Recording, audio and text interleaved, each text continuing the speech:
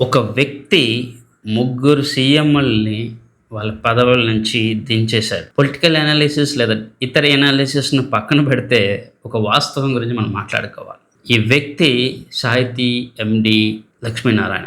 ఈయన విజయవాడలో కాజా దగ్గర ఒక commercial real estate project start చేస్తే సాక్షాత్తు ఆ రోజు సీఎం అయిన చంద్రబాబు నాయుడు గారు ఆ ప్రాజెక్ట్ లాంచ్‌కి వచ్చారు. ఒక సీఎం ఒక ప్రాజెక్ట్ లాంచ్ రావడం అనేది తెలుగు రాష్ట్రాలు మోస్ట్లీ అది ఫస్ట్ టైం.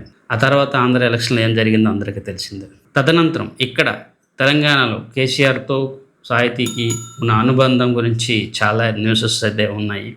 ఆ తదనంతరం కేసీఆర్ ఏమయ్యారో కూడా మీకు తెలిసిందే. ఇక్కడ మనకి ఇంకొక హైలైట్ థింగ్ ఏంటంటే ఈయన జగన్ అధికారంలో ఉన్న సందర్భంలో టీటీడీ బోర్డు మెంబర్గా అవ్వడం వల్ల చివరికి జగన్ కూడా తన యొక్క అధికారాన్ని కోల్పోయాడు. ఈ ఒక్క వ్యక్తే ముగ్గురు సీఎంల యొక్క జీవితాలని మార్చేశాడు. అదైతే వాస్తవం.